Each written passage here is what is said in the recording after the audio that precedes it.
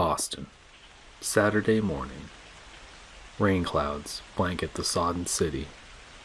Another washout Massachusetts summer. I pull the hood of my black jacket over my head, dodging grim-faced pedestrians as I trudge down Shaman Avenue, towards a little thrift store I know of. I pick through the garment racks and the tables loaded with pairs of shoes, seeing little of interest. I peruse cabinets full of knickknacks and curio.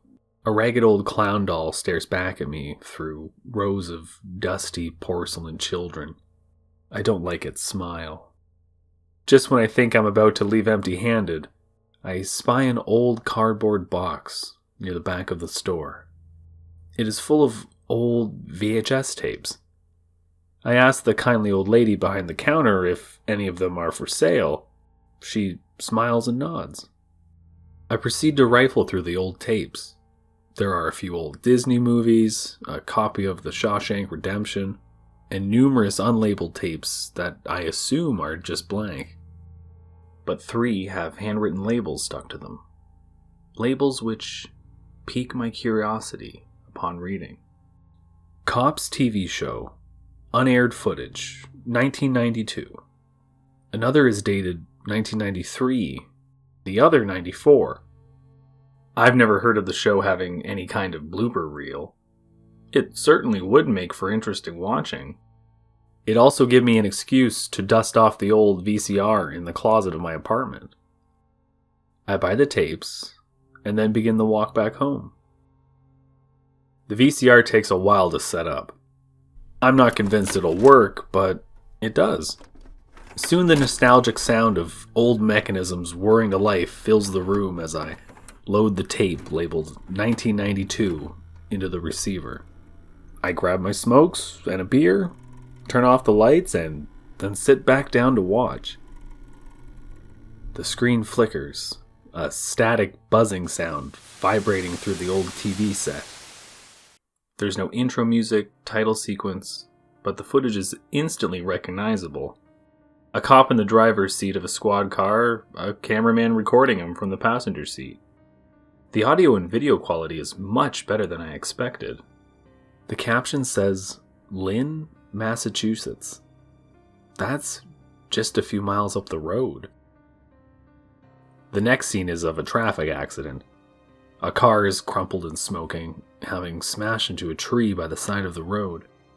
The driver is dead in the passenger seat. Another body lies in the middle of the road, covered by a cop's winter coat. 2 deceased. Driver's still in her car. Victim was on foot. A cop is talking into his radio, walking over towards the covered cadaver. Driver's in her 30s, Rhode Island plates. Wait 1 for a description of the victim. The cop kneels by the body in the road and lifts the jacket, a hand still on his radio. His partner joins him. Jesus Christ. Victim's a mess. Heavy scarring on the torso and head. Looks like previous injuries. Pieces of vehicle wreckage embedded in his limbs. The cop's voice sounds shaky as he describes the state of the body. His partner stoops to see for himself, bringing a hand to his mouth when he does. Did he get all that metal in him from the accident? His partner asks. I don't know, I think so. But Jesus Christ, it's deep. The tape jumps a little. A momentary static buzz from the old TV set. The 2 cops are stood by the side of the road, talking to the camera about the importance of road safety after dark. As one of the cops talks, droning on with obvious exhaustion in his voice, something stirs in the background of the shot. I watch in utter disbelief as the corpse rises slowly into a sitting position, the cop's jacket falling away from its head and shoulders. No one notices as the thing slowly rises to its feet and casts a look over at the rolling camera. It watches for a moment, cocking its head as it listens to the 2 state troopers droning on, before turning and simply walking out of the shot. I can't believe my eyes. I pause the tape, rewinding it so that the walking corpse makes a macabre backwards dance. Only with the second viewing does it really register.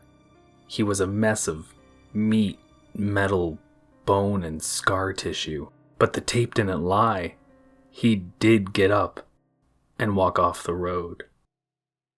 I continue watching, unable to tear my eyes from the screen.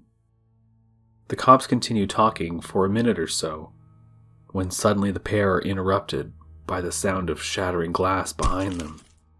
The hell? The cops look at each other, then rush out into the road towards the sound. The cameraman follows, catching up just in time to film the wreckage.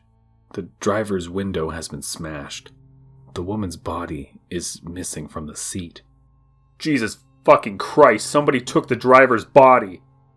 Get after them. I'll hold down the scene. The cop shouts at his partner before turning to the cameraman. You, stay here. The cop's partner rushes off into the trees with his flashlight. The first starts to walk back to his squad car, cameraman in tow. He freezes, looking down at his jacket, lying in the road. What the fuck? The shock is thick in his voice.